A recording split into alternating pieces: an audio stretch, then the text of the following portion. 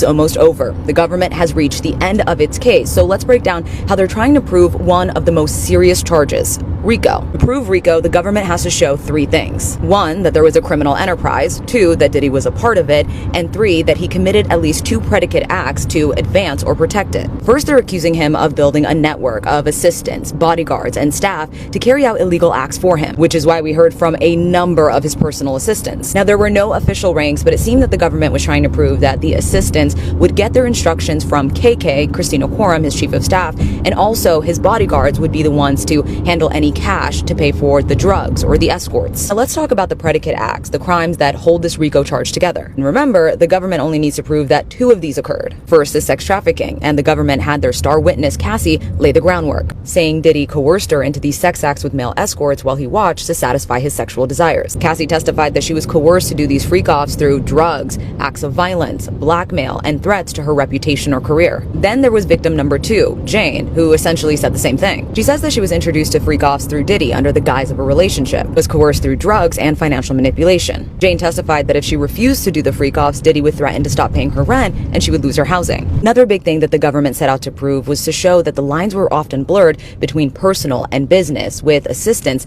setting up hotel rooms and booking travel for the male escorts. And there's bribery, and the government had Eddie Garcia, who was a security guard at the Intercontinental Hotel, testify. That's the hotel where Diddy is seen violently assaulting Cassie on surveillance video. And Eddie testified that the morning of the assault, he gets a call not only from Christina Quorum, but from Diddy himself, asking to get a copy of that tape. Eventually, Eddie Garcia testified that Diddy paid $100,000 for that copy. Then there's kidnapping, and that's where Diddy's former employee, Capricorn Clark, comes in. Capricorn Clark testified that while she was working for Diddy, she was accused of stealing jewelry and was taken by his employees to a dilapidated building on and off for 5 days, strapped to a lie detector test. She was told she'd be thrown into the East River if she failed. And then again, a few years later, Capricorn said that Diddy showed up to her door with a gun, demanding that she get into the car so that they can confront Kid Cudi.